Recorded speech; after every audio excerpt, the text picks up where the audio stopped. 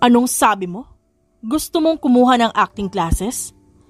Ilang beses ko bang sasabihin na huwag kang pumasok sa acting? Walang pera doon. Wala kang kinabukasan doon. Sasayangin mo lang ang oras at lakas mo. Pwede ba? Mag-isip ka naman, Celine. 18 ka na. Gumising ka na sa realidad. Talaga bang iiwan mo ang future na hinanda namin para sa'yo? Dapat nga. Magpasalamat ka pa sa amin. Dahil pinanganak kang mayaman. Huwag mong sirain ang buhay mo. Nandiyan ang kumpanya natin. Ang kailangan mo na lang tapusin ang kurso mo sa business administration, gumraduate, at i-manage ang kumpanya. Ba't ka pa magpapakahirap na maging artista kung secured na ang future mo sa kumpanya natin? Saad ng papa ni Celine at tinapon ang flyer ng acting school. Umiiyak na sinamaan ang tingin ni Celine ng ama. Kasi pangarap ko yun, Dad. Kapag po ba 18 na, bawal na mangarap? Mula pa pagkabata tuwing nasa entablado ako at umaarte, doon ko nararamdaman ang tunay na saya. Hindi ko nakikita ang sarili ko na nagtatrabaho sa kumpanya natin, Dad. Ayoko maging nepo, baby. Gusto kong abutin ang pangarap ko gamit ang sarili kong abilidad at talento. Ayoko maging tulad nyo. Hindi na natuloy pa ang ibang sasabihin ni Celine nang biglang tumama sa pisngi niya ang isang malakas na sampal. Gulat siyang napatingin sa ama habang nakahawak sa pisngi niyang sobrang hapde. Han, tama na! Sigaw ng mama ni Celine at pilit pinapakalma ang asawa. Ngunit, hindi pa rin to nagpatinag at dinuro-duro pa si Celine. You're the black sheep of the family. Hindi ko alam kung kanino ka ba nagmana at nagkaganyan ka. Ako, ang ate mo, ang mga tito at tita mo, ang mga pinsan mo, lahat ng miyembro ng pamilya natin, magagaling na at successful na negosyante. Mula pa sa mga ninuno natin, gano'n na ang mga Santiago. Ilang henerasyon ang pinagpapasa-pasa ang kumpanya natin at kailanman walang pumalpak. Hindi ako papayag na ikaw ang sisira doon. Dad, tama na yan. Late ka na sa meeting mo. Biglang singit ng ate ni Celine na si Claire. Nakasalukuyang pababa ng hagdan. Huminga ng malalim ang papa niya at pinakalma ang sarili. Sinamaan ito ng tingin ng anak. At walang imik itong naglakad palabas ng bahay. Niyakap lang siya ng kanyang mama bago sinundan ng papa niya. Narinig nila umalis ang sasakyan. Ilang segundo silang nanahimik. Nagkatinginan lang ang magkapatid hanggang sa magsalita ang ate niya. Celine, ayos ka lang ba? Ba't mo ba kasi nilabanan si Dad? Alam mo naman ang ugaling nun. Isa pa, may point naman kasi siya eh. Tapos imbis na makinig, sinagot mo pa siya. Ayan, nasampal ka patuloy. Masakit ba? Halika, lagyan natin ng yelo. Hindi na sumagot si Celine at tumakbo na lang palabas ng bahay kahit na katirikan na ng araw. Kailangan niyang mapag-isa at pakalmahin ang sarili. Tumakbo lang siya ng tumakbo hanggang makarating ng playground ng village nila. Walang katao-tao doon. Kaya umupo siya sa dulo ng slide. Yumuko siya at umiyak ng umiyak hanggang makita niyang tumigil sa harap niya ang isang pares ng sapatos. Nagtataka siyang tumingala at nagulat na makita ang isang lalaking kaedad niya lang. Nakatayo ang binata sa harap niya at nakatingin ng diretso sa mata niya. Lumuhod ito upang maging pantay ang paningin nila at inabutan siya nito ng panyo. Bakit ka umiiyak? Naistatwa lang si Celine habang nakatingin sa estrangherong nasa harap niya. Tinignan niya mula ulo hanggang paa ang lalaki. Matangkad, maputi, gwapo, may dimples, mukhang mabait ang binata. Ilang segundo sila nagkatitigan at hindi agad maipaliwanag ni Celine ang nararamdaman niya. Tila, hindi siya makahinga ng maayos at sobrang bilis ng tibok ng puso niya na para bang inaatake na siya sa puso. Ngunit hindi naman tumasakit sa kanyang pakiramdam. Bagkus, nagdadala pa ito ng kaginhawaan sa puso niya. Miss, natauhan si Celine na magsalita muli ang binata at tinanggap niya ang panyo. Salamat. Mahina at nauutal niyang saad habang pinupunasan ng mga luha niya. Walang anuman. Pero ano ba nangyari? Ba't ka umiiyak mag-isa dito?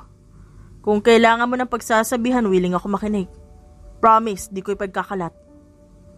Sabi nito habang nakangiti, upang lumitaw ang dimples nito. Tinaas pa nito ang kanang kamay na tila ba nanunumpa, kaya sobrang cute nito tignan. Mas lalong nagwala ang puso ni Celine, at wala na siya ibang nagawa kundi tumitig na lang sa mga mata ng lalaki na hanggang ngayon nakaluhod pa rin at nakangiti sa kanya. Masyado bang personal? Ayos lang, kahit wag mo na sabihin. Kung gusto mo umiyak, iiyak mo lang yan, gagaan din ang pakiramdam mo. Hindi alam ni Celine kung bakit, pero unti-unting bumuhos ang luha sa mga mata niya at parang batang umiyak sa harap ng lalaki. Hindi na ito nagsalita.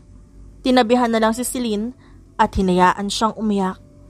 Subalit kahit tahimik lang sila, nakaramdam ng comfort si Celine sa presensya ng lalaki at pakiramdam niya may kakampi siya. Nang kumalma na siya, nanatili lang sila nakaupo doon hanggang sa maramdaman nila ang pagpatak ng tubig. Sabay silang napatingala at napagtantong umuulan pala. Sobrang lakas ng ulan at wala silang dalang payong. Nabigla siya nang maramdamang may humawak sa braso niya. Anong ginagawa mo? Dalian mo, mababasa tayo. Natatarantang sabi ng binata at hinila siya. Sobrang bilis at lakas ng tibok ng puso niya habang nakatingin sa lalaki na nakahawak sa kamay niya. At sabay silang tumakbo papunta sa pinakamalapit na masisilungan. Shit, basang-basa na tayo. Mahinang bulong ng lalaki at tumingin sa kasamang babae. Mabilis itong umiwas ng tingin nang makitang basang-basa si Celine. Hinubad ng binata ang suot itong gray jacket at nahihiyang inabot sa dalaga. Ito suotin mo. Baka lamigin ka at magkasakit ka pa. What about you? Basang-basa ka din. I'll be fine. Just take it. Sagot nito na ngayon pulang-pula ang tenga at hindi pa rin makatingin kay Celine. Tinanggap niya ang hoodie at sinuot ito. Thank you. Ibabalik ko na lang to at yung panyo mo kapag nalabhan na. Tumango na lang ang binata bilang sagot at biglang tumakbo paalis habang namumula pa rin ang tenga. Nagtatakang pinanood ng dalaga ang ginawa ng lalaki. Nang makauwi si Celine, naligo na siya at nagpalit ng damit. Saka pa lang niya naalalang, hindi niya pala natanong ang pangalan nito. Kinalkal niya ang gray jacket para tignan kung may clue ba dito tungkol sa lalaki. At hindi siya nabigo dahil nakita niyang nasa bulsa pala nito ang ID.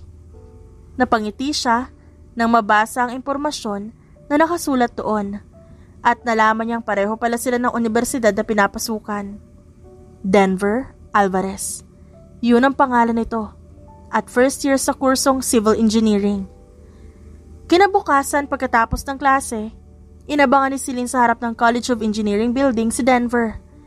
Hindi niya pinansin ang mga tingin at may ingay na bulungan ng mga tao sa paligid. Nakaupo lang siya sa benches sa harap ng building at naghihintay. Hala, ang ganda niya. Mukha siyang artista. Sino siya? Schoolmate yata natin. Tignan mo, same tayo na uniform. Saan college siya galing? Di ba siya si Celine Santiago? Ba't kaya siya nandito? Yun ang mga tanong na naririnig niya. Agad siyang napatayo nang makitang naglalakad palabas ng building si Denver. Inayos niya ang buhok niya at ngumiti bago lapitan ang binata. Hi, you're the guy from the playground yesterday, right? Nasa loob ng jacket mo yung ID mo. Kaya, nasa akin. Nahirapan ka bang pumasok kanina? Pasensya na ha. Iba kasi yung schedule ng klase natin kaya hindi ko na nahabol. Nag-aalangang, nakangiting saad ni Celine at inabot ang ID ni Denver. Nahihiyang ngumiti si Denver at kinuha ang ID. Ayos lang. Sumabay ako sa mga blockmates ko, thank you. Sagot din ito, halatang nahihiya. Hindi rin ito makatingin sa mga mata ni Celine. Napatahimik si Celine at biglang tumibok ng mabilis ang puso niya. At ilang segundo silang nabalutan ng katahimikan. Can I have your number? Para i-text na lang kita Kapag ibabalik ko na yung hoodie mo, hindi pa kasi nalalabhan eh. At nagbulungan na naman ang ibang mga estudyante sa paligid nila. Wait, ano nangyayari? Hala, si Denver ang pinunta niya dito? Medyo bagay sila. Magjowa kaya sila? Pero crush ko si Denver. Wala na, talo ka na be. Ganda ng kalaban mo, umuwi ka na lang. Naistatwa lang si Denver at hindi makapaniwala sa narinig. Ilang segundo itong hindi nakasagot kaya nakaramdam ng hiya si Celine. Kung ayaw mo, ayos lang naman. Mabilis na umiling ang binata. Hindi, gusto ko. Ang ibig ko sabihin ay, okay lang sa akin. May papel ka ba? Nauutal na saad ng binata. Dali-dali naman naghanap ng papel si Celine sa bag niya. At nakita niyang may pad ng sticky notes at masayang inabot yun kay Denver. Kumuha rin siya ng ballpen mula sa bag at inabot din yun. Ngumiti naman si Denver at sinulat ang number niya at binalik ang sticky notes at ballpen kay Celine. Here, text mo na lang ako. Nice to see you again. Celine, my name is Celine. Pagpapakilala niya at inalok pa ang kamay. Tinanggap naman to ng binata at ngumiti. Though, alam mo na siguro ang pangalan ko but I will introduce myself. I'm Denver. Okay, I have to go na. Nandiyan na sundo ko. I'll text you na lang ah. Sabi ni Celine at nagpaalam na. Tumangulang si Denver at nakangiting kumaway. Kinikilig at nagpipigil ng ngiting tumakbo papunta na sa sasakyan si Celine. Kinabukasan, maagang pumasok sa school si Celine at inabangan sa harap ng college building si Denver habang may bitbit na paper bag. Medyo malayo pa lang si Denver na tanaw niya na ito. Hindi niya mapigilang ngumiti nang makitang parang batang naliligaw si Denver at parang may hinahanap. Nagtama ang tingin nila at agad ngumiti si Denver na makita si Celine. Good morning! Sabay nilang bati kaya natawa sila. Inabot ni Celine ang paper bag. Thank you pala nung isang araw ah. Gumaan yung pakaramdam ko dahil sa'yo. No problem. Ayos ka na ba ngayon?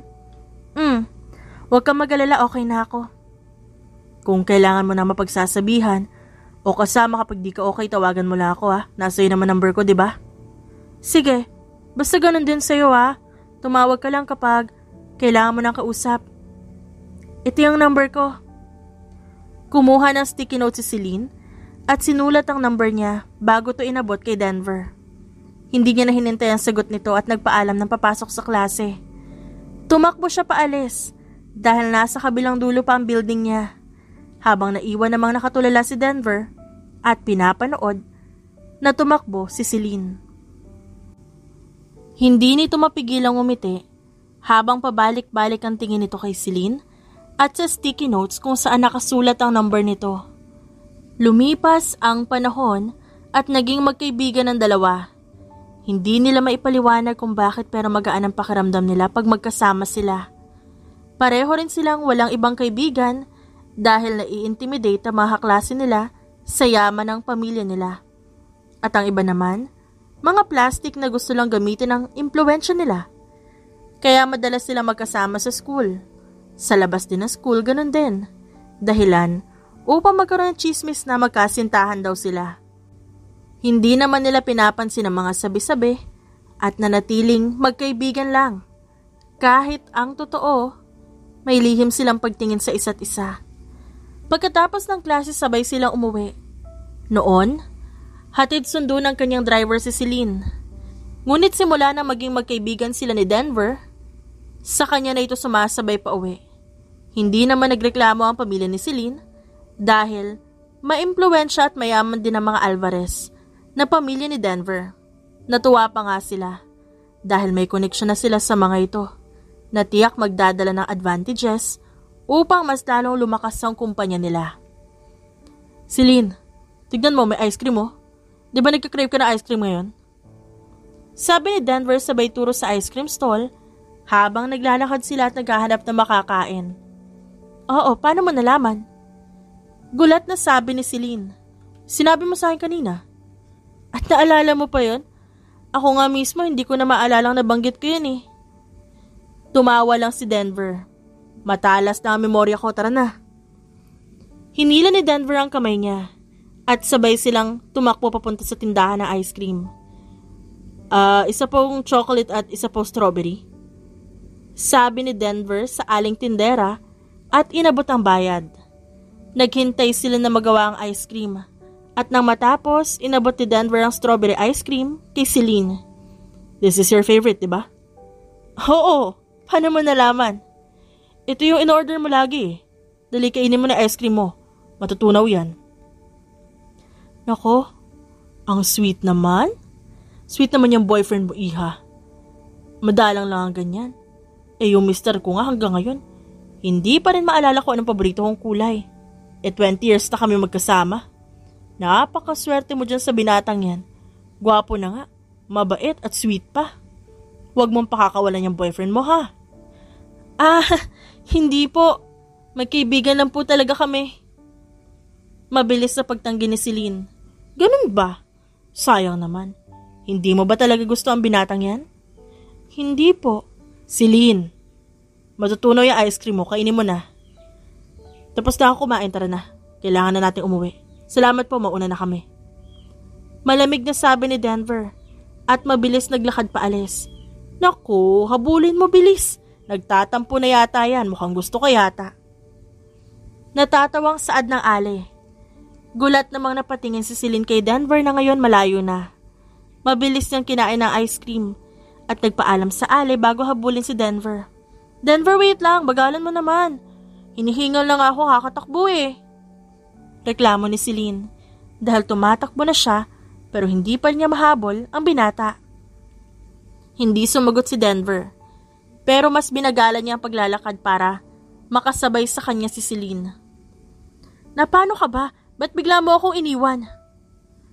Tumigil sa paglalakad si Denver dahilan upang tumigil din si Celine. Celine, kaibigan lang ba talaga ang tingin mo sa akin? Oo naman. Nauutal na sagot ni Celine habang nakaiwas ng tingin. Dahan-dahang pinihit ni Denver ang ulo niya at tinignan siya ng seryoso. Tignan mo ako ng diretso sa mga mata. Sabihin mo sa akin di mo ako gusto.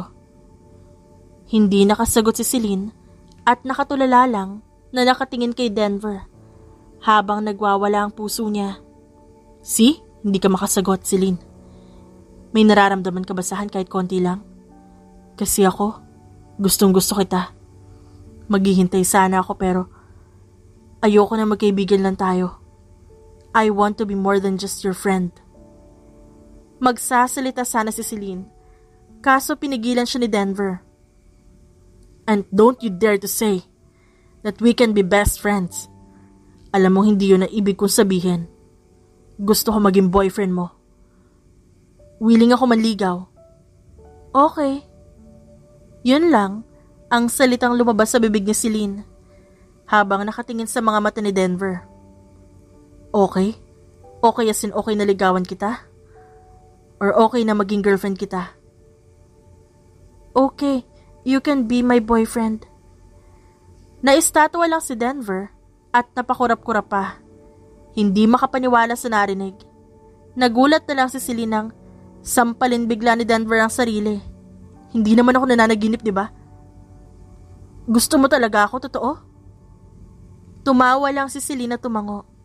Kailan pa? Simula nung bigla kang umepal habang nag-emote ako sa playground. Ano? So simula pa lang gusto mo na ako?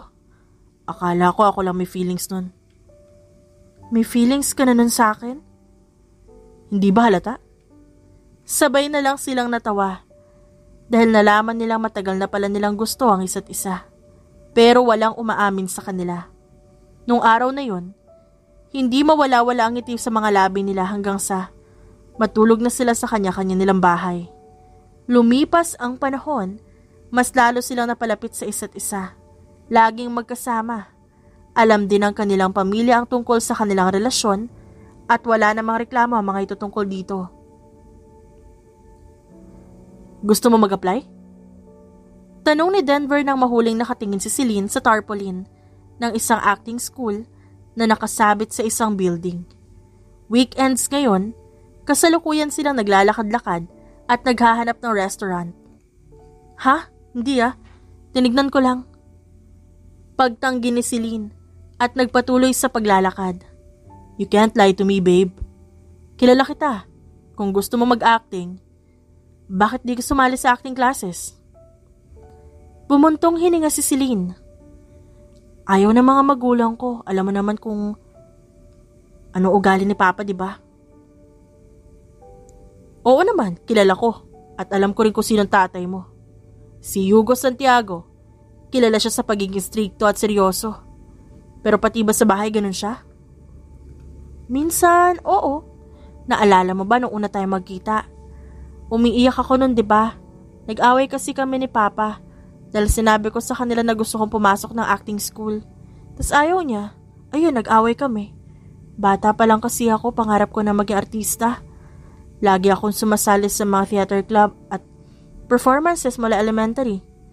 Hindi ko alam kung bakit pero nag-enjoy kasi ako dun eh, magaan sa pakiramdam. Yung tipong binibigyan ko ng buhay yung karakter na ginagampanan ko. Pero siguro nga panahon na para bitawan ko ang pangarap ko. Babe, kung ikaw masusunod, gusto mo ba talaga maging artista? Tumango si Celine. Oo. I feel like that's where I belong. I feel alive when I act. Napatigil siya sa paglalakad nang mapansing hindi na siya sinasabay ni Denver. Lumingon siya at nakita niyang nakatingin ng seryoso sa kanya ito at halos 5 hakbang na ang layo nila sa isa't isa. Kapag babinigyan ka ng pagkakataong abutin ang pangarap mo, tatanggapin mo ba kahit ayaw ng mga magulang mo? I would. But what's the point? Walang susuporta sa akin. Mahinang natawa si Celine. But I'm here. I will be your #1 supporter and fan. So let's chase your dreams, babe. Nagulat siya nang biglang hawakan ni Denver ang kamay niya at hinila siya papunta sa building ng acting school. Hindi niya maintindihan ang nangyayari at bigla na lamang siyang nag-enroll doon. Nang makalabas sila, naguguluhan pa rin si Celine. What just happened? Nag-enroll ako sa acting school? Babe, sampalin mo nga ako. Baka nananaginip lang ako. Hindi makapaniwalang sabi ni Celine. At lumingon kay Denver pero nagulat siya nang imbes na sampala matanggap niya. Isang matamis na halikang ibinigay nito sa kanyang labi. Ano sa tingin mo? Panaginip lang ba to? Gusto mo na isa pa? Nakangising saad ni Denver. Namula ang mukha ni Celine at hinampas niya ang balikat ni Denver. Ang landi mo? Akala ko pa naman dati good boy at inosente ka. Mali pala ako. Bakit? Mabait naman ako ah.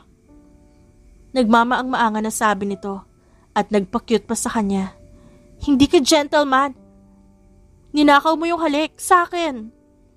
Alam mo ba nung unang panahon, bawal ngang hawakan ng isang ginawang isang binibini ng basta-basta kung nasa Spanish era lang tayo. Kailangan kitang pakasalan. Pwede naman, gusto mo ba? Baliw. Asik ni Celine na namumula na ang buong muka at binilisan ng lakad. Natatawa namang sumunod si Denver sa kanya hanggang sasabay na silang naglakad. Anong pakiramdam ngayong isang hakbang na lang palapit sa pangarap mo? Masaya. Pero paano kapag nalaman ni Dad? Hayaan mo, ako nang bahala kay Tito. Mamaya ipapaliwanag natin sa kanya. Wag! Kilala ko si Dad. Hindi siya papayag kahit ikaw pang kumausap. Ayoko muna sabihin sa kanya. Okay. Tuwing weekends naman ang classes, sabihin na lang natin na nagde-date tayo. Ako na rin ang mag-aatid sundo sa'yo. Thank you! Masiglang sabi ni Celine at niyakap si Denver. Dumaan ang 1 taon at bawat araw gumagaling sa pag-arte si Celine. Kadalasan din siyang tinutulungan ni Denver na mag-practice ng mga lines at lagi siya nitong sinusuportahan. Pagkalabas niya mula sa acting school, agad niyang nakita na naghihintay sa labas si Denver at nakasandal sa hood ng sasakyan. Babe! Masiglang bati niya at tumakbo papunta dito. Agad naman siyang sinalubong ng yakap at halik nito. How's your day? Nag-enjoy ka ba? Tanong nito sa kanya at pinagbuksan ng pinto si Celine. Yup, nag-invite sila ng mga kilalang actors and actresses ngayon para magbigay ng tips. I wonder, can I be like them someday? Ngumiti naman si Denver at bahagyang yumuko para magpantay sila ng tingin. Pinisil nito ang pisngi ni Celine at kitang-kita sa mga mata nito na mahal niya ang babae.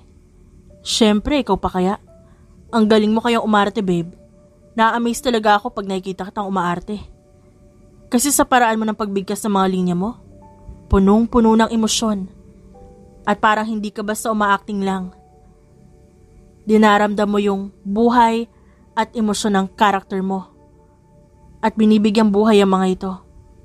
Why don't you try to audition for roles sa TV? Malay mo madiscover ka pa. Pang-e-encourage ni Denver sa girlfriend. Sinara niya ang pinto at naglakad papunta sa kabila at sumakay sa driver's seat. Napatahimik si Celine at hinayaan lang siya ni Denver dahil alam nitong may iniisip lang siya. Hinintay siya nito magsalita at hindi nga ito nabigo dahil habang nasa biyahe biglang nagsalita si Celine. Pero babe, paano kung ma-reject ako? Paano kung hindi pumayag sila mama at dad kapag nalaman nilang gusto ko maging artista? What if walang sumuporta sa akin? Kung ma-reject ka, you can always try again until you make it. Walang pangarap ang madaling abutin, babe. Maraming pagsubok ang darating, pero lagi mong tatandaan na dito lang ako para sa'yo. I will be your number 1 supporter, babe. You can do whatever you want. I'll always support you in everything that you want to do, no matter what it is. Basta legal, ah. You can even act like a child and throw tantrums. I'll handle it. I'm willing to do anything, mapasaya ka lang. Pabirong umirap si Celine, kahit na ang totoo kinikilig siya. OA naman, di naman ako magtatantrums, no? Tumawa na lang si Denver at pinagpatuloy ang pagdadrive.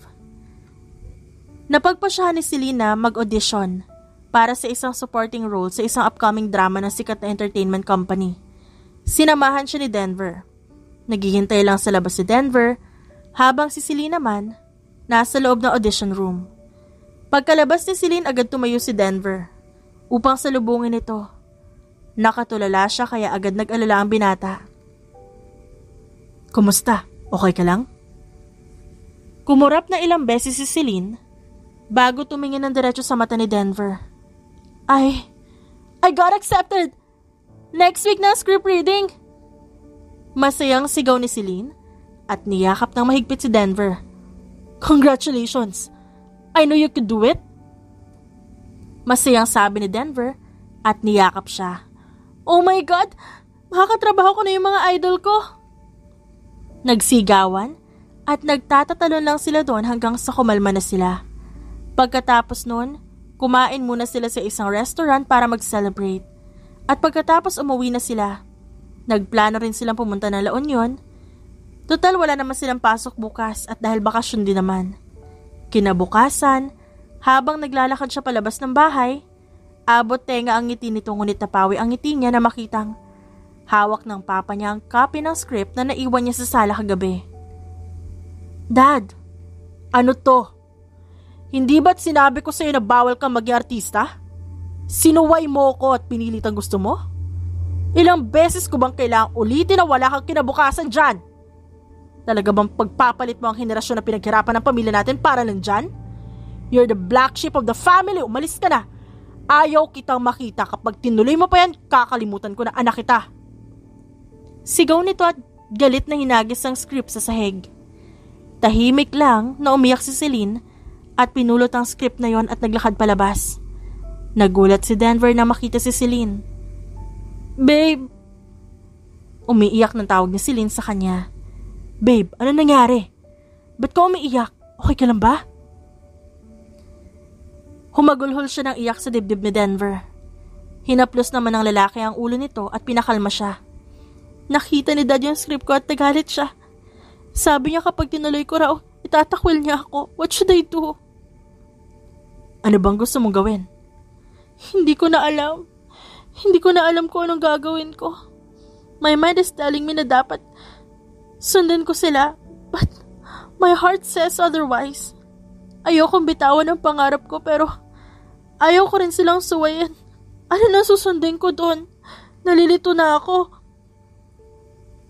Whatever you decide to do, I'm always on your side. Magiging okay lang ang lahat. Siguro naman, hindi ka matitiis ng papa mo. So smile na, please. Dahan-dahang tumango si Celine. Nang makita niyang ngumiti si Denver, nahawa na rin siya dito. Oo na. Happy pill mo ako eh. Tara na. Kalimutan muna natin ang problema at mag-relax muna tayo ngayon, okay? Okay. Sumakay na sila ng sasakyan at bumiyahe papuntang La Union. Pagkatapos ng ilang oras, ay nakarating na sila sa beach at parang mga bata na naglaro doon. Naglalakad-lakad sila sa buhangin at kanina pa panaykuhan ng litrato si Denver. Mahinang napatawa si Celine at tinakpan ng lenses ng camera. Ano pa babe? Kanina mo pa ako pinipicturan. That's enough. Parang 1,000 na yan eh. Akin na nga yung camera. Tumawa na lang ito at inabot sa kanya ang camera.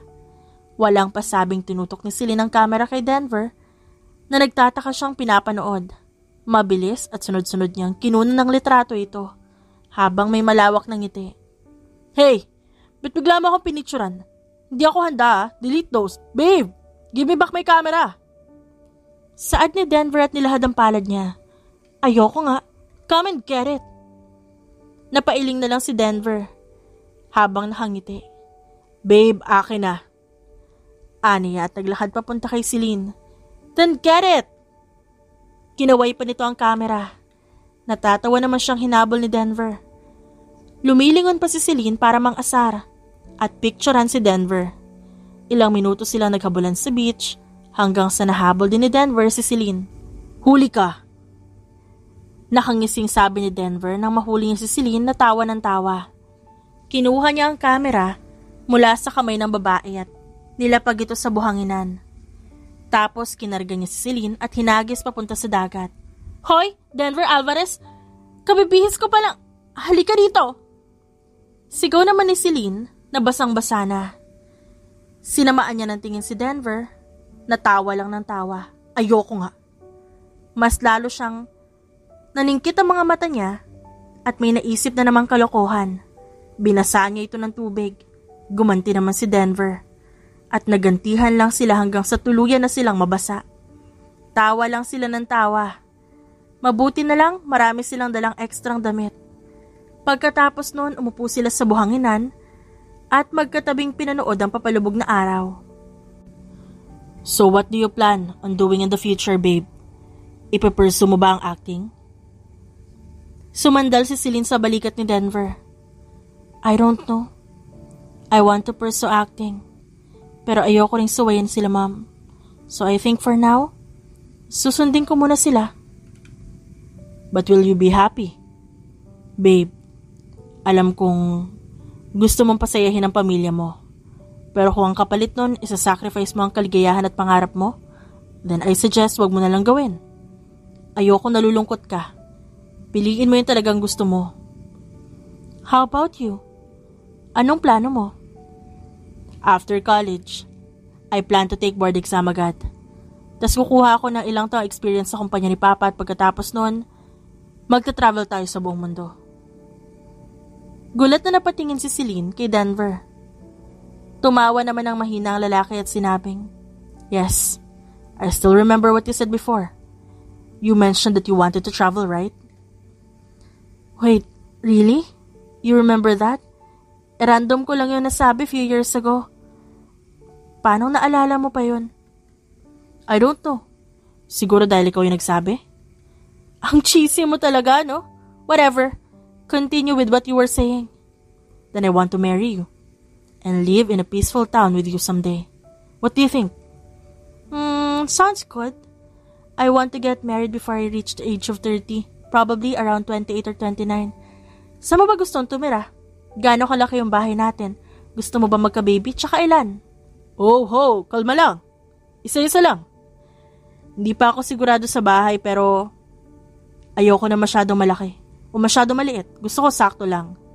Well, we can plan about that together in the future. Gusto ko tayo yung magde-design sa bahay. And about the kids, ikaw dapat ang mag-decide. Kasi ikaw naman ang manganganak. Ilan ba ang gusto mo? 2 or 3. Basta gusto ko magkaroon ng mini version natin. And I think that would be cute. And about sa bahay, I agree na dapat sakto lang yung laki. Kasi kapag masyado malaki, it'll feel empty. Kapag masyado maliit, baka masikip. Basta gusto ko malaki yung backyard tapos may flower garden sa harap at malaki yung space para makapaglaro yung mga anak natin in the future. Nagpatuloy lang sila sa pag-uusap sa mga plano nila sa buhay hanggang lumubog ang araw at kinailangan na nilang umuwi. Habang nasa biyahe sila pa uwi, nag-uusap silang dalawa. Ang ganda mo talaga, babe. At ikaw naman, ang hilig mo talaga mambola, babe. Natawa si Denver. Hinawakan nito ang kamay niya, habang ang kabilang kamay naman nakahawak sa manibela. Hindi kita binobola, I'm just stating facts. You're drop dead gorgeous. Ang swerte ko talaga at naging girlfriend kita. No. I'm lucky na napansin mo ako. Babe, I promise, I won't hurt you. Hindi rin kita pakakawalan. So you have to deal with me forever and ever. You're mine and I'm yours. Sabi niya at hinalikan ng kamay ni Celine. Ayan ka na naman sa pagiging cheesy mo. Oh, come on. You fell for my cheesy pick-up lines, no? Aminin mo na kinikilig ka ngayon, no? Namumulay ang buong mukha mo, see? I knew it. Kalma, babe, ako lang to. Hoy, hindi ang yabang mo naman. Malay mo, nagayuma mo lang talaga ako. Sus, na love at first sight ka nga sa akin, di ba? Akala ko kasi nun, inosente ka at mabait. Isa pa, nauna ka nahulog sa kagandahan ko, no? Nag-usap lang sila at buong biyahe ay napuno ng tawanan. Noong mga oras na yon, sobrang saya nila. Ngunit hindi nila alam na may paparating palang isang malaking trahedya sa buhay nila. Nagulat na lang sila nang makitang may isang truck na nawala ng kontrol at matuli na papunta sa kanila. Dahil sa bilis ng pangyayari, wala na silang nagawa upang iwasan ito. At nagkaroon ng napakalakas na bungguan. Nagsigawan sa gulat ang mga taong nakakita. Nakaramdam ng sakit sa buong katawan si Celine at unti-unting pumipikit ang mga mata niya. Dahan-dahan siyang lumingon sa direksyon ni Denver at nakitang wala itong malay at puno ng dugo ang katawan nito. Umiiyak. Napilit inabot ni Celine ang kamay nito at nang mahawakan niya ito, tuluyan na siyang nawalan ng malay. Pagkatapos ng ilang minuto, dumating na ang ambulansya. Saglit na nagkamalay si Denver at tinignan ng mga paramedics na ngayon nagmamadali upang mailigtas silang dalawa. Please, save her. Save Celine. Nang hihinang pagsusumamo ni Denver bago tuluyang mawala ng malay. Nang imulat ni Celine ang mga mata niya, ilang araw ang lumipas. Nakakasilaw na ilaw at puting kisame ang bumungad sa kanya. Oh my God, honey! Dalian mo, tumawag ka na doktor, gising na si Celine. Sigaw ng kanyang ina habang umiiyak. Agad tumakbo palabas ng kwarto ang kanyang ama upang tumawag ng doktor. Thank God, anak, gising ka na. Ayos ka lang ba? May masakit ba sa'yo? Are you okay? Naalala mo ba ako? Sunod-sunod na tanong ng kanyang ina. Ma'am, Dad, Ate Claire. Mahinang tawag ni Celine. Lumapit na rin ang ate at papa niya. Napatitig na lang siya sa mukha ng mga ito. Yes, anak. We're all here. Sagot naman ang kanyang ina. Mom, nasan si Denver? Tahimik naman ang kanyang ina at hindi na sumagot. Mom, si Denver san? Okay lang ba siya? Tanong ni Celine at babangon na sana siya, ngunit pinipigilan siya nito. Huwag ka mag-alala. Nakaligtas si Denver. And I promise kapag okay ka na dadaling kita sa kanya. But for now, magpagaling ka muna, okay? Sagot ng kanyang ina at inalalayang humiga ang anak. Hindi na nagawa pang umangal ni Celine dahil nanghihina pa siya. Lumipas ang ilang linggo, naging mabilis ang kanyang recovery. Sinunod niya lahat ng bilin ng doktor dahil gusto niya agad makita si Denver. Subalit, kinailangan niyang bitawan ang role na natanggap niya sa isang teleserye dahil kailangan niya pang magpagaling at hindi siya nakasipot sa script reading. Kasalukuyan silang nasa tapat ng pinto ng kwarto ni Denver at tulalang nakatitig sa kawalan si Celine. Nag-aalala siyang pinagmasdan ng kanyang mga magulang. Dad, please just open the door. I'll be fine. Saad niya. Tumango na lang ang kanyang ama at kumatok. Nakarinig sila ng yapak at biglang bumukas ang pinto. Bumungad ang ama ni Denver. Celine, kamusta ka na? Tinignan lang siya ni Celine at hindi sumagot. Ayos na siya ngayon. Hindi pa siya fully recovered but she's getting better. Saad ng kanyang ina. Ito ang sumagot para sa kanya. Tumango lang ang ama ni Denver. Dear, sila Celine ba yan? Papasukin mo sila. Sabi naman ng ina ni Denver na nasa loob ng kwarto. Pinapasok na ng ama ni Denver si Celine. Naglakad papasok si Celine habang nakatayo lang sa gilid ang mga magulang niya at pinapanood siya. Tumayo ang ina ni Denver at malungkot na tumingin kay Celine. Kamusta ka na, Celine? Ayos ka lang ba? Walang emosyong tumango siya. Come, sit here. Lumapit si Celine at umupo sa upuan sa tabi ng kama. Tahimik niyang pinagmasdan si Denver. Punong-puno ng benda ang katawan nito at mahimbing na natutulog. Gustong umiyak ni Celine pero walang luhang lumalabas. Lumapit si Celine at umupo sa upuan sa tabi ng kama. Tahimik niyang pinagmasdan si Denver.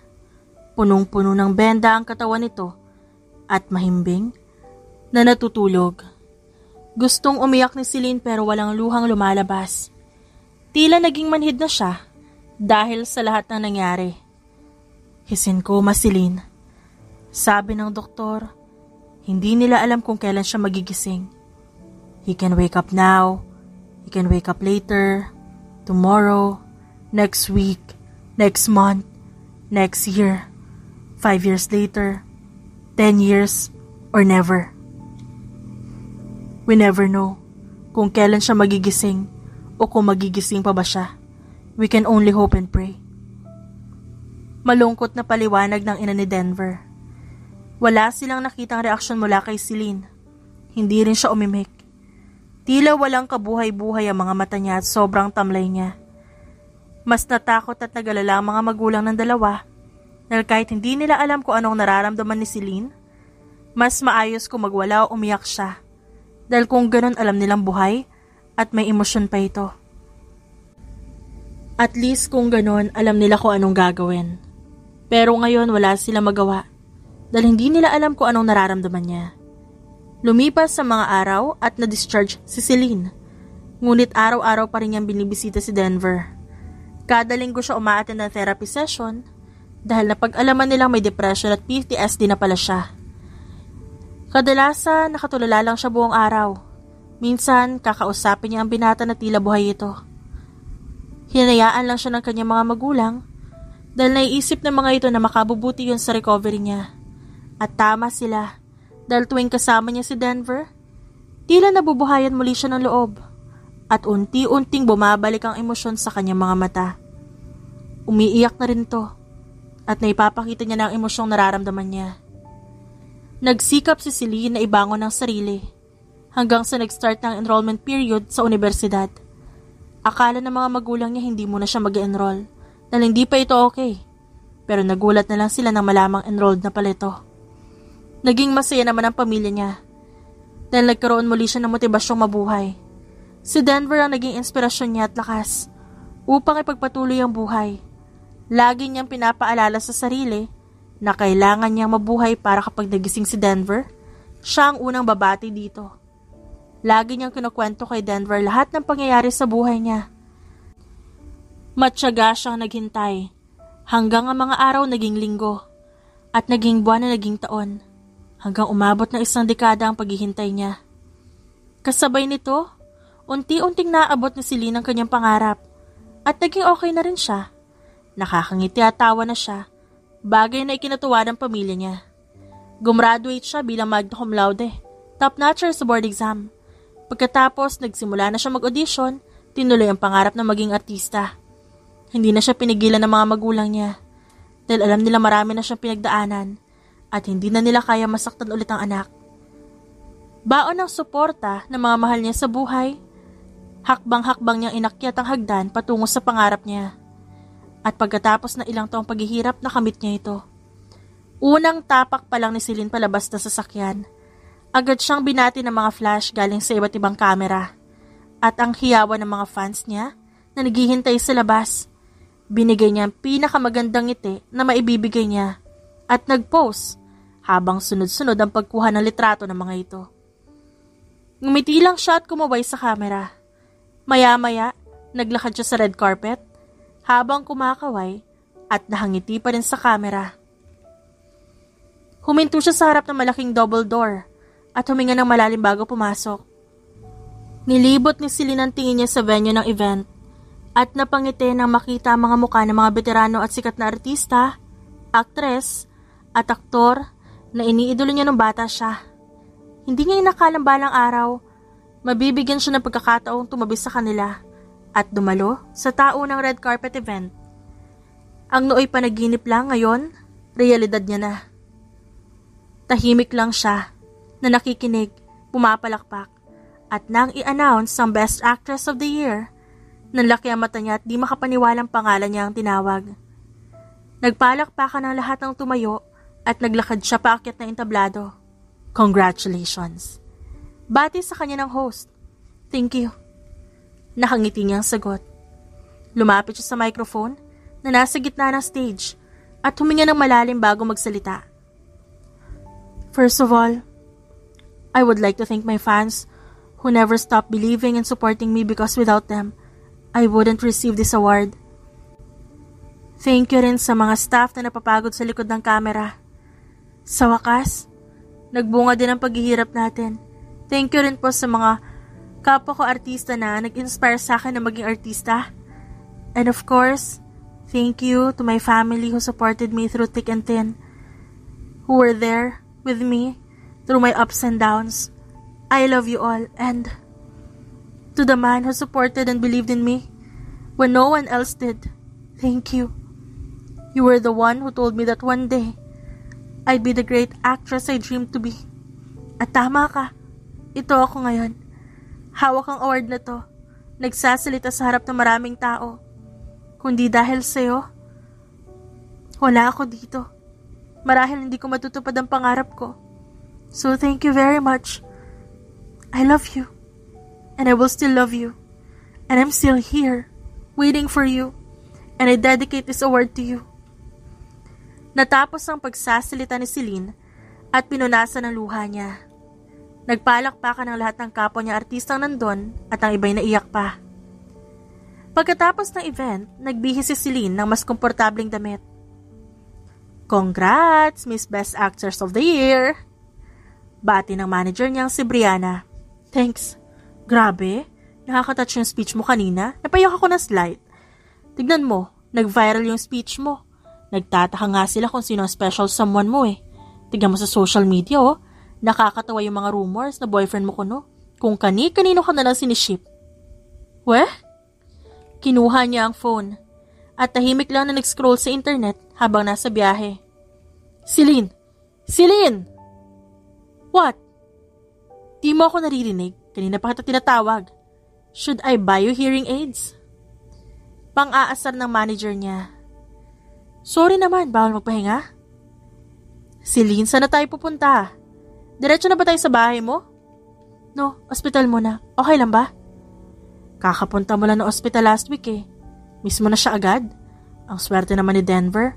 Binibisita siya palagi ng Actress of the Year namin. Hay, nako, tigilan mo ako sa pabobola mo. Gusto mo lang magpalibre eh. Ngumusulang si Brianna dahil nabuking siya at nag-drive na lang. Brianna, matatagalan ako kaya umuwi ka na okay? Sabi niya, sabay suot ng cap at face mask para hindi siya makilala ng mga tao. Lumabas na sila ng sasakyan at nilock ni Brianna ang kotse at inihagis kay Celine ng susi na nasa lunya naman. Mag-ingat ka, huwag kang magpapakita. Ayokong makita ng articles at scandal tungkol sa'yo bukas ha. Tandaan mo lahat ng atensyon ng tao nasa iyo ngayon. Ingatan mo yung reputasyon mo. Also, puno rin ang schedule mo tomorrow so make sure magpahinga ka. I'll pick you up early tomorrow. May interview ka ng 7 a.m. And after that, diretso ka sa set at Oo na. Alam ko ang schedule ko tomorrow. O siya, bye na ingat ka pa uwi. Naglakad na siya papunta sa ospital at dumiretso sa elevator. Sumakay din siya at tahimik na naghintay na bumukas ang pinto. Lumabas na siya at naglakad sa hallway. Halos walang tao sa buong floor at sobrang tahimik. Dahilan upang umalingaw-ngaw ang tunog ng bawat takbang niya. Hanggang tumigil siya sa harap ng isang pinto ng kwarto. Kumatok siya at binuksan ang pinto. Napalingon sa kanya ang nurse. Nakatatapos na i-check ang kondisyon ni Denver. Ay, hello po, Miss Celine. Nandito po ba kayo para bisitahin si Mr. Denver? Ngumiti pabalik si Celine. Kumusta na siya? Ganun pa rin po. Stable naman po kalagayan niya. Pero wala pa rin pong sign kung magigising ba siya. Maiwan ko na po kayo. Sige, salamat. Nang makalabas ang nurse, tinanggal niya ang cap at face mask niya. Ngumiti si Celine at naglakad papunta sa kama. Hi babe, kamusta ka na? Sorry ha, ngayon lang kita nabisita. Busy lang ako. Malungkot niyang pinagmasdan ang mukha ng lalaki na tutulog at umaasa lang sa life support upang mabuhay. 10 taon ka nang natutulog, di ka pa rin nagigising. Tulog mantika ka talaga, no? Sleeping Beauty male version ka yata eh. Ikaw na ba si Sleeping Handsome? Biro nito ngunit walang sumagot o tumawa man lang. Sinubukan niyang pigilan ng kanyang luha. Ay, ang tahimik mo talaga. Puro katahimikan na lang sinasagot mo sa akin. Alam mo ba, nanalo ako ng Best Actress of the Year ngayon. Tapos, sunod-sunod yung offers sa akin ng mga roles at nagiging successful naman yung movie sa teleserye na ginaganapan ko. May bagong palabas din ako isushoot ngayon taon. Parang kailan lang nung sinali mo ako sa acting school. Naalala mo pa ba na lagi mo akong tinutulungan mag-memorize ng lines noon? Ang layo na narating ko, no? Naabot ko na yung pangarap ko. At pangarap mo para sa akin. I'm a famous actress now. But what's the point, babe? Wala ka naman sa tabi ko. Hindi mo naman nakikita yung mga tagumpay ko. Tignan mo, pinapaiyak mo na nga ako. Di ka naman nagigising para punasan yung luha ko. I may be successful in other people's eyes, but in reality, I'm nothing without you. Sometimes, I feel like I'm still stuck in the past. Hindi ko alam. Hindi ko magawang mag-move on. Kaya please kumising ka na, ha? Hindi ko na kaya mawala ka sa tabi ko. Miss na miss ko na yung ngiti mo. Yung tawa mo, yung boses mo, pati na rin yung pang-aasar mo. 30 years old na tayo. Diba sabi mo, gusto mo akong pakasalan? Gumising ka na, please. Lumipas ang oras, kinausap pa rin niya si Denver. Kahit alam niyang hindi siya masasagot nito. Babe, uuwi na ako ha. Maaga pa kasi akong gigising bukas. Hindi mo na kita mabibisita because I'll be busy with filming. Halos lahat kasi ng scenes overseas o di kaya naman malayo sa Manila. Sunod-sunod din yung fan meetings at mga commercial shoots. Kaya ilang buwan muna tayo hindi magkikita ha? Paliwanag niya at hinalikan ng noon ni Denver bago lumabas ng kwarto. Sinara niya ang pinto at maglalakad na paalis na makasalubong niya ang ina ni Denver. Hello po tita. Ngumiti naman ang mama ni Denver sa kanya. Good evening. Binisita mo si Denver? Congrats nga pala sa award. I know you could do it. Opo tita, thank you po. Ilang segundong hindi nagsalita ang mama ni Denver. Celine, you know that I treat you like my own daughter, right? At ayoko nasasaktan ka. You've suffered enough for the past decade. Ayoko na madagdagan pa to. I want you to move on. I want you to live your life. Gusto kong maghanap ka ng bagong mamahalin. I know mahal mo pa rin ang anak ko. Pero ilang beses nang sinabi ng doktor na malabong magising si Denver. Ayoko na masayang ang buhay mo kakahintay. Maybe it's time to let go. 10 taon na natin siyang hinihintay magising. 1 dekada na siyang lumalaban para mabuhay. Hayaan na natin siya magpahinga, Celine. Maybe that would be the best for everyone. Umiiyak na saad ng ina ni Denver. Natigilan si Celine at natahimik. Hindi siya makapaniwala na mismong ina pa talaga ni Denver manggagaling ang salitang yon. Hindi niya inakala magagawang sabihin ng napakabait at mapagmahal na ina ni Denver ang mga salitang yon. Pati rin po kayo? Sinusukuan na siya? Tita, kayo po ang nanay niya. Hindi ko maintindihan kung paano niyo po nagagawang sukuan si Denver. Bakit pati po kayo nawawala ng pag-asa? Hindi po ba dapat? Kayo pa po yung unang niniwalang magigising pa siya. Ano na lang po mararamdaman ni Denver kapag nalaman niyang sinukuan natin siya? Hindi natin siya sinukuan, Celine. 10 taon natin siya hinintay. 10 taon na siyang nahihirapan. Panahon na para hayaan natin siya magpahinga. Magkukunwari na lang po akong walang narinig. Hindi ko po susukuan si Denver. At hihintayin ko siya no matter what happens. Everything in my life is pointless without him. Sagot ni Celine. At aalis na sana siya nang pigilan siya nito. Celine, please. Pag-isipan mo ng mabuti bago ka sumagot. Tita, my answer won't change. Mahal na mahal ko po siya. I can't let him go. Hihintayin ko po siya magising and that's final. Mauna na po ako. Binawi niya ang braso at naglakad paalis. Sumakay siya ng elevator at nang bumukas ang pinto ng elevator sa ground floor, dumiretso siya sa parking lot. Sumakay siya ng sasakyan, umupo sa driver's seat. Mas lalo siyang umiyak at nilabas ang lahat ng sakit na nararamdaman niya. Nang kumalma siya, pinaandar niya ang sasakyan at bumiyahe pa uwi. Dahil marami siyang iniisip, hindi niya napansin na nag-red ang traffic lights. Muntik na siyang mabangga sa sasakyan sa harap niya. Muntik na yun ah. Ani niya. Buti agad niyang naapakan ng brakes. Pinakalma niya ang sarili dahil nanginginig ang buong katawan niya. Simula nang matapos siya sa koleyo, bumili siya ng penthouse at tumira na siyang mag-isa. Sobrang laki at tahimik ng lugar na yon dahil siya lang mag-isa doon.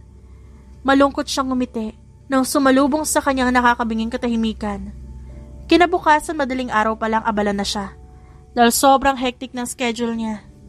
Sunod-sunod ang mga interviews, photoshoot, commercials, at nagsimula na rin ang shooting para sa drama na finifilm nila. Sa mga sumunod na buwan, naging abala siya sa filming ng drama kung saan siya ang gumaganap na bida na isang flight attendant. Kaya kinailangan nila magpalipat-lipat at mag-shooting sa iba't ibang bansa. At pagkatapos ng ilang buwan, bumalik na sila ng Pilipinas. Nagpahinga siya ng ilang araw at dinaos ang isang fan signing event. Napakaraming tao ang dumating sa venue. Nakaupo lang siya sa isang mahabang table habang nagpipirma at nakikipag-interact sa fans. Next please. Ito ang huling tao sa pila at napatigil siya nang makita ang pamilyar na lalaki na nakatayo sa harap niya. Hi, could you please sign this photo album? It's a gift for my girlfriend. I'm finally seeing her again after 10 years. I hope she liked my surprise. Naistatwa siya na marinig ang boses na yon, na matagal niyang nais marinig muli. Dahan-dahan niyang tinignan ang photo album at nakitang puno ito ng litrato nila mula noon at naluluhang pinirmahan nito. Hindi makapaniwala si Celine na pagkatapos na isang dekadang paghihintay sa wakas nagising si Denver. Tinignan niya muli ang lalaki at akala niya namamalikmata lang siya. Kaya kinusot niya ang kanyang mga mata. Ngunit pagmulat niya nandun pa rin to. Natatawang nakatingin sa kanya. It's good to see you again, babe. I'm late, ain't I? You're awake? Totoo ba to? Hindi ba to panaginip? Naluluha niyang saad at agad tumayo para hawakan ang mukha ni Denver para masiguro kung totoo ba ito. Nararamdaman niya ang init ng pisngi nito at napagtanto niyang hindi ito panaginip lang. Wala na siyang pakialam kung maraming nanonood sa kanila o kung maraming nagpipicture o nagvivideo.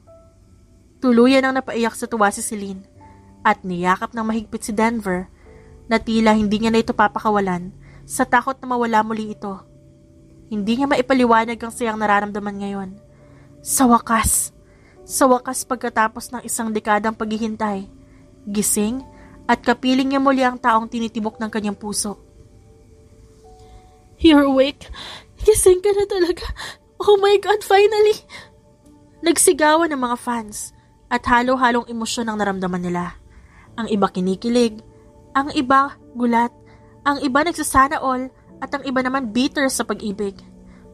Napatawa ng mahina si Denver habang pinupunasan ng luha ni Celine at niyakap siya pabalik. Ba't ka umiiyak? You're still a crybaby until now? Shh, tama na. You've cried enough. Nakikita tayo ng mga fans mo. Pagpapatahan ni Denver sa kanya. Kahit pati ito naiiyak na rin. I don't care. Let them watch. Alam mo ba kung gaano ako katagal naghintay? Ba't ngayon ka lang nagising? Ang hirap eh. Ang hirap mabuhay nang wala ka. It's hard to live knowing that you could die and leave me any minute. Kinailangan kong pilitin ang sarili kong bumangon muli kahit wasak na wasak ako. In the eyes of everyone, I seem successful and happy.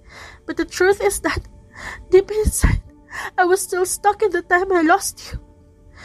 Kahit ang dami ko na-achieve sa buhay ko, hindi pa rin ako naging masaya kasi wala ka.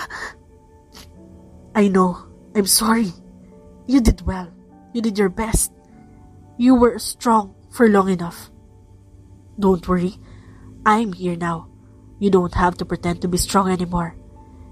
At nandito ako para punasan ang luha mo, para suportahan ka, at para manatili sa tabi mo.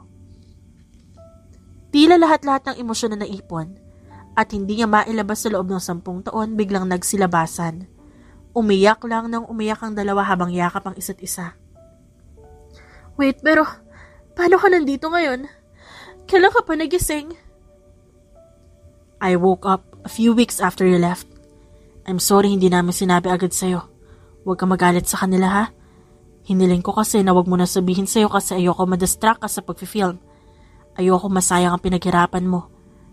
Lalo na't matagal mo ng pangarap na makatrabaho ang mga co-actors mo. And I wanted to surprise you. Gumana ba? Yes, of course it did. Pagkatapos ng fan signing event, dumiretso sila pa uwi. At habang nasa biyahe, pinagmamasdan niya lang ang pagdadrive ni Denver. Nang makarating sila ng penthouse, pinagbuksan siya ng pinto ni Denver. Tinanggal nila ang sapatos at sinuot ang matching fluffy slippers na nasa tabi ng shoe rack. Wow, it fits perfectly. Naalala mo ang size ng paa ko? Of course, binili ko yan para sa'yo. May mga damit ka rin at gamit sa kwarto ko at closet at banyo. I was always prepared in case you wake up randomly from your coma. Napatulala si Denver sa babae. I love you, babe. I love you too. O sige na, maghihilamos muna ako ha. Ikaw din, maglinis ka na ng katawan. Pagkatapos manood tayo ng movie. Pagkatapos nila mag-asikaso, lumabas na si Celine at tumiretso sa kusina. Naabutan niya naghahanap ng pagkain doon si Denver. Simpleng puting t-shirt at khaki shorts lang ang suot nito. Ang gwapo mo talaga, babe. Ikaw din, ang ganda mo. Napangiti naman si Celine sa sinabi nito. Bigla niyang naalala ang mga pangyayari sa kanila nung nasa college pa lang sila. Maya-maya, niyakap na lang ni Denver si Celine at parang maiiyak na naman ito dahil na-touch siya sa ginawa ng babae. Tama na yung drama. Manood na lang tayo ng movie and let's eat ice cream just like the old days. Pag-aaya ni Celine at kumuha ng ice cream at umupo sila sa sofa. Can I ask a question? How does it feel to wake up from a coma after 10 years? Wala, parang natulog lang ako at nag-time travel ng 10 years into the future. Ang daming nagbago. Tapos, ikaw naabot mo na yung pangarap mo. Biglang 30 years old na tayo. That's true. Ang bilis ng oras. How about you? Anong nararamdaman mo na gising na ako ngayon? It feels like a dream. Noong mga panahon na ako makapa, lagi kita napapanaginipan. Alam mo ba? Miss na miss kita, kahit na alam ko nandyan ka lang. Kaya ngayong gising ka na talaga, natatakot ako na baka panaginip lang to. It's not a dream. Nandito na talaga ako sa tabi mo. And I won't leave. Not again, Celine. Ngumiti lang si Celine at niyakap si Denver. Mabilis tumipas ang panahon at nanatiling payapa at masaya ang buhay nila. Natapos si Celine sa shooting at todo support sa kanya si Denver. Kadalasan, nasa set para suportahan si Celine, lagi rin itong tinutulungan niya sa pagmememorya ng script.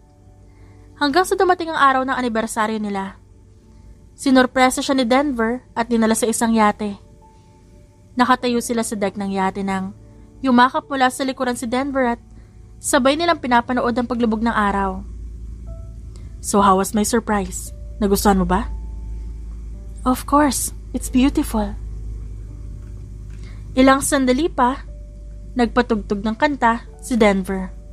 Hinawakan niya ang kamay ng babae at dinala sa gitna ng deck.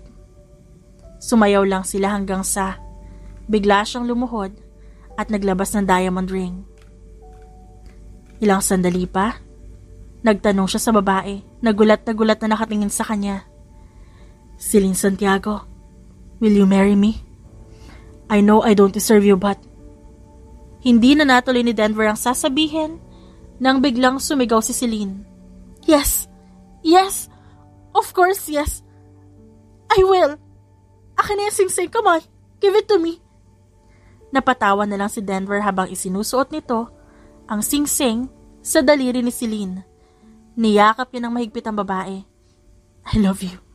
I love you. I love you so much, babe. Umiiyak na bulong ni Denver at hinalikan ng labi ni Celine. Kitang-kita ang pagmamahal nila sa isa't isa. Nakarinig sila ng hiyawan at sabay na napatingin sa pinanggalingan nun. Nakita nilang nakatayo at nagbe-video sa isang gilid ang pamilya at kaibigan nila.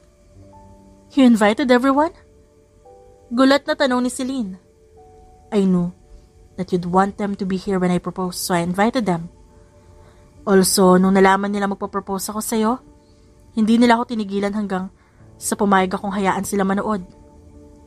Natatawang tumango na lang si Celine.